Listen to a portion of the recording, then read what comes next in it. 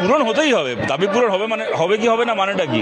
60 লক্ষ মানুষের নাম বাদ দিয়ে ভোট হবে পশ্চিমবাংলাতে? 60 লক্ষ মানুষ যদি ভোট দিতে না পারেন তাহলে কে বলতে পারে যে এই ভোটের যে ফলাফল হবে সেটাই যথার্থ ফলাফল? হতেই পারে 60 লক্ষ মানুষ ভোট দিলে যে কোনো দলের হয়তো ভোট বাড়তো, হতে পারে তৃণমূল হয়তো আরও বেশি ভোট পেত, হতে পারে হয়তো বিজেপি আরও বেশি ভোট পেত, হতে পারে আমরা আরও বেশি ভোট পেতাম, ফলাফল এদিক ওদিক হয়ে যেতে পারতো। সুতরাং কোনো প্রশ্নই উঠছে না এতগুলো মানুষকে বাদ দিয়ে ভোট করানোর। এটা তো আমাদের কাছে নতুন কিছু না। আমি আপনাদের একটা কথা বলি, ধরুন 2023 সালের কথা, এটা 2023 সালের 21শে জুলাই ধর্মতলার যে জায়গায় মমতা বন্দ্যোপাধ্যায় সভা করেছেন, ঠিক তার 40 দিন পরে ঠিক সেই জায়গায় সভা করার জন্য বিমান বসুর নামে, মোহাম্মদ সেলিমের নামে FIR করেছে পুলিশ, এই কলকাতা পুলিশ। ঠিক ওই এক জায়গাতে 40 দিনে মমতা ব্যানার্জি সভা করেছেন। সুতরাং পশ্চিমবাংলার পুলিশের কাছ থেকে এই ভূমিকা আমরা প্রথম দেখছি না। 15 বছর ধরে ওরা এই করে গেছে, কিন্তু এই সমস্ত করে যদি ওরা ভাবে যে আমাদের আটকাতে পারলো, আমরা তো করলাম ওদের। আমরা ভেবেছিলাম যে ইলেকশন কমিশনের আপত্তি থাকবে আমরা ধর্ণা দিলে, এখন দেখছি ইলেকশন কমিশনের থেকে বেশি পুলিশের আপত্তি। ওদের আপত্তি ওরা ধুয়ে জল খাক, আমাদের যা করার আমরা করলাম, ওদের কিছু করার থাকে ওরা করে নি, কি করবে? হ্যাঁ আছে তো, দেখাই তো যাচ্ছে, সে তো আছে তো বটেই। দেখুন, ISF এর সাথে বামফ্রন্টের তো বোঝাপড়া রয়েছে, আশা করছি সেই বোঝাপড়া, আশা করছি কেন, আমরা কনফিডেন্ট, বা আমরা যতদূর জানি সে বোঝাপড়া প্রায় ফাইনাল পর্যায়ে। সুতরাং আর কয়েকদিনের মধ্যে সেটা আনুষ্ঠানিকভাবে ঘোষিত হবে এবং আমাদের কর্মীরা মানে বিধানসভা ধরে ইনফ্যাক্ট ব্লক স্তর, বুথ স্তর পর্যন্ত গোটা বাংলা জুড়ে আমাদের কর্মীরা একসাথে ভোটের কাজ করতে নেমেও পড়েছেন। সুতরাং সেই বোঝাপড়া তো রয়েছে ISF এর সাথে, বলছি। শুভেন্দু অধিকারী বলছে যে সব মুসলিমদের নাম বাদ গেছে, মুসলিমদেরকে বাঁচাই গেছে। এই বিধানসভা ভোটটা হয়ে গেলে ওকে কে বাঁচায় এবার দেখবো। এই বিধানসভা ভোটটা হয়ে যাওয়ার পরে শুভেন্দু আর ক কেজি হিন্দু থাকে তখন দেখবো।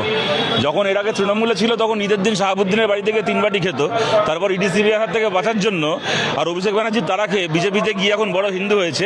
এইবার বিধানসভায় গোহারা হওয়ার পরে আর শুভেন্দু অধিকারী আর কদিন হিন্দু থাকে, ক কেজি হিন্দু থাকে দেখবো বিধানসভার পরে। দেখুন, পশ্চিমবাংলাতে সনাতন বা হিন্দু ধর্মের মানুষের জন্য তো বিজেপিকে দরকার হয়নি কোনোদিন। পশ্চিমবাংলাতে বিজেপির নাম শোনেনি বামফ্রন্ট সরকারের আমলে কেউ কোনোদিন। বিজেপির একটা পঞ্চায়েত মেম্বার পাওয়া যেত না, তাতে কি পশ্চিমবাংলায় কারোর হিন্দু ধর্ম পালন করতে অসুবিধা হতো? 34 বছর আমরা সরকার চালিয়েছি, কেউ বলতে পারবেন বাংলার দুর্গাপুজো, কালী পুজো, ঈদ, মহরম, ভাইফোঁটা কোনো কিছু করতে কারো কোনো অসুবিধা হয়েছে? তো মানুষের মুসলমান হওয়ার জন্য তৃণমূলকে লাগে না, কি CPM-কে লাগে না, কি ISF-কে লাগে না, আর হিন্দু হওয়ার জন্য কারো বিজেপিকে লাগে না। রাজনীতির জায়গায়, ধর্মের জায়গায়। সুতরাং যারা এই ধর্মের নাম করে রাজনীতি করতে চাইছে, আমরা চাই বাংলায় 26-এর ভোট যেন তাদের শেষ ভোট হয়। আপনি কি মনে করছেন আগে ধর্ম না আগে রাজনীতি? কোনোটাই আগে নয়, কোনোটাই পরে নয়। ধর্মের জায়গায়, রাজনীতির জায়গায়। মানুষের একটা ব্যক্তিগত আস্থার জায়গা ধর্ম, আর মানুষের ভাত কাপড় জীবন জীবিকা কেমন হবে সেটা ঠিক হয় রাজনৈতিক পরিস্থিতি বা রাজনৈতিক ক্ষমতা কাদের হাতে আছে তার ওপর। কোনোটার বিরোধী নয়। একই মানুষ, যে মানুষ মন্দিরে পুজো করেন, যে মানুষ মসজিদে গিয়ে নামাজ পড়েন, সেই মানুষও চান যে বাড়িতে ফিরে এসে তার যেন উনুনে হাঁড়ি চড়ে। সুতরাং তার আস্থার জন্য মন্দির, মসজিদ, গির্জা, তার ভাত কাপড়ের জন্য, তার ছেলেমেয়ে স্কুলে পড়াশোনার জন্য, তার কাজকর্মের জন্য, চাকরি বাকরির জন্য, ফসলের দামের জন্য, তার ঘামের মজুরির জন্য আছে কমিউনিস্ট পার্টি তার কাছ থেকে হাতুড়ি। তারা ওনার ধর্ণা দিতে ইচ্ছে ধর্ণা দেবেন, উনি তাতে আমাদের বলার কি আছে? দেখুন, মুখ্যমন্ত্রী SIR প্রক্রিয়া শুরু হওয়ার আগে উনি বলেছিলেন যে বাংলায় উনি বেঁচে থাকতে নাকি SIR হবে না। আর আমি জানি না উনি এখনো বেঁচে আছেন, এর মধ্যে মরে গেছেন। SIR তো বাংলায় হয়ে গেল, এখন আপনি বলছেন উনি কালকে ধর্ণা দেবেন, তার মানে উনি এখনো বেঁচে আছেন। কি করে বেঁচে আছেন জানি না। ওনার জায়গায় অন্য কেউ থাকলে তো লজ্জায় মরে যেত একদিনে। এত বড় বড় কথা বলার পরে, সুপ্রিম কোর্টে গিয়ে এত নাটকবাজি করার পরে 60 লক্ষ মানুষের নাম এখন ঝুলে আছে, আর এত লক্ষ মানুষের নাম বাদ চলে গেল, অন্যায়ভাবে বাদ চলে গেল।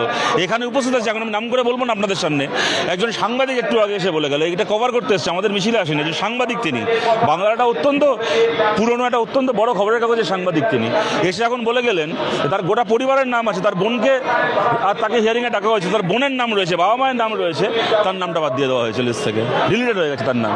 সুতরাং এই যে জিনিসগুলো হয়েছে বাংলায়, কি করে হলো? মমতা বন্দ্যোপাধ্যায় থাকতে দেখুন, আমি একটা কথা বলি আপনাদেরকে, রাজনৈতিক দল, একজন রাজনৈতিক নেত্রী, সে চেষ্টা করবে নিজের মতো করে রাজনীতি করার, তার জন্য মমতা ব্যানার্জিকে দোষ দিচ্ছি না, কিন্তু কোনো একটা জায়গায় তো রাজনীতির ঊর্ধ্বে মানুষের জন্য সঠিক দায়িত্বটা পালন করতে হবে। আজকে আমরা এখানে কোনো ক্ষমতায় নেই, আমাদের ধর্ণা দেওয়া, মিটিং করা, মিছিল করা ছাড়া আমাদের হাতে আর কিছু করার মতো নেই, আমরা এই কাজটা করছি। কিন্তু বলুন তো, যার হাতে সরকার রয়েছে তার কাজ কি খালি ধর্ণা দেওয়া আর সুপ্রিম কোর্টে গিয়ে নাটকবাজি করা? যার হাতে সরকার রয়েছে সেই সরকারটাকে ব্যবহার করে চাইলে পারতেন না মানুষগুলোকে। কেরালায় আমাদের সরকার রয়েছে, কই কেরালায় তো পিনারাই বিজয়নকে সুপ্রিম কোর্টে গিয়ে নাটকও করতে হয়নি আর রাস্তায় গিয়ে ধর্ণাও দিতে হয়নি। পিনারাই বিজয়ন কি করলেন? যেদিন SIR ঘোষিত হলো, পিনারাই বিজয়ন নিজের BLO, সরকারি কর্মচারী, ARO দিয়ে একেবারে দায়িত্ব নিয়ে গোটা SIR প্রক্রিয়াটাকে নিজের কন্ট্রোলের মধ্যে নিয়ে নিলেন। নিয়ে তারপরে কি করলেন? উনি নিশ্চিত করলেন বিজেপি যাই চাক না কেন, ইলেকশন কমিশন যাই চাক না কেন, কেরালায় যেন একজনও মানুষের নাম অন্যায়ভাবে ডিলিটেড না হয়, এবং হলো না। কেরালা এমন একটা রাজ্য যেখানে 30%-এর বেশি মুসলিম মানুষ আছেন, বাংলার থেকে বেশি মুসলিম জনসংখ্যা কেরালায়। কেরালায় 18%-এর ওপর খ্রিস্টান মানুষ রয়েছেন কেরালায়। অর্ধেকের কাছাকাছি মানুষ হিসাব করলে দেখা যাবে ধর্মীয় সংখ্যালঘু সম্প্রদায়, মানে 45-46%-এর ওপর মানুষ তারা ধর্মীয় সংখ্যালঘু। তারপরও সেই রাজ্যে একজন মানুষের নামও ইলেকশন কমিশন কি বিজেপি বাদ দিতে পারেনি অন্যায়ভাবে লিস্ট থেকে। আবার এটাও যেমন সত্যি তেমন আবার এইটাও সত্যি, একজনও মৃত মানুষের নাম জোর করে লিস্টে রেখে দেওয়া হয়নি, একজনও স্থানান্তরিত মানুষের নাম লিস্টে রেখে দেওয়া হয়নি।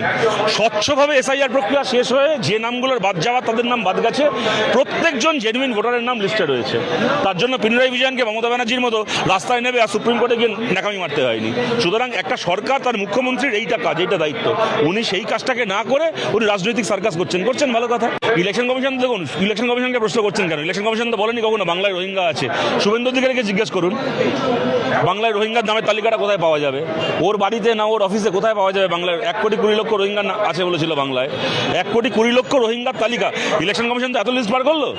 এবার আবেদন করছে শুভেন্দু অধিকারীর কাছে 1,20,00,000 রোহিঙ্গার নামটা কোথায় পাওয়া যাবে তালিকাটা দিন। আর ওই শান্তনু ঠাকুরের দেওয়া কি মতুয়া আই কার্ড বলে কি একটা চোতা দিয়েছিল লোককে 2,000 টাকা করে নিয়ে, কি নাকি মতুয়া আই কার্ড, ওই মতুয়া আই কার্ড দেখিয়ে কজন মতুয়ার নাম লিস্টে উঠেছে সেই লিস্টটাকে দিন, ক্ষমতা থাকলে লিস্টটাকে দিই করা।